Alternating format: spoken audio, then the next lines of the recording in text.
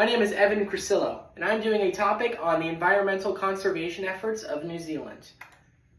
My general goal of this presentation is to understand if these environmental effects or these efforts that New Zealand is making to make a more conservative environment is how long do these effects last? If they're worth it, if they're worth the time, money, effort, and people to make these efforts happen, and if they last a while, if they're even worth it in the first place.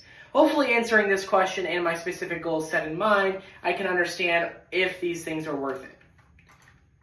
My introduction and thesis is basically New Zealand is combating its climate change by creating more opportunities for conservation, such as saving the endangered wildlife, more specifically the skinks. The skinks are a reptilian species native to New Zealand who have been in danger of hostile urbanization ever since New Zealand started their urbanization. I will also be talking about creating different fuel sources for usages across the island and creating more of a urban green space for New Zealand. First off, the usage of the hydrogen in New Zealand.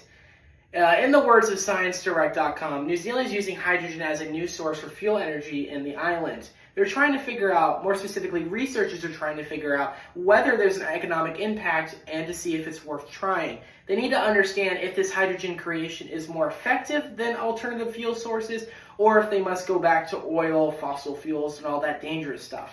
Hopefully, if the good answer is yes, they can use it, then it's a more better, safer, and more green alternative fuel usage. Now, the wildlife protection in New Zealand. Researchers are finding more ways to decrease hostile urbanization for its reptilian species, specifically skinks. Now, this goes into my third topic about the urbanization, more specifically urban green space. As I said previously, urban green space is when an urban city has no sealed concrete. Any place that doesn't have any sealed concrete and concrete that disrupts the wildlife around them. Now, skinks are more of obviously a ground species. They like to get in the mud. They like to go around in the ground. They can't do that if there's no concrete at all.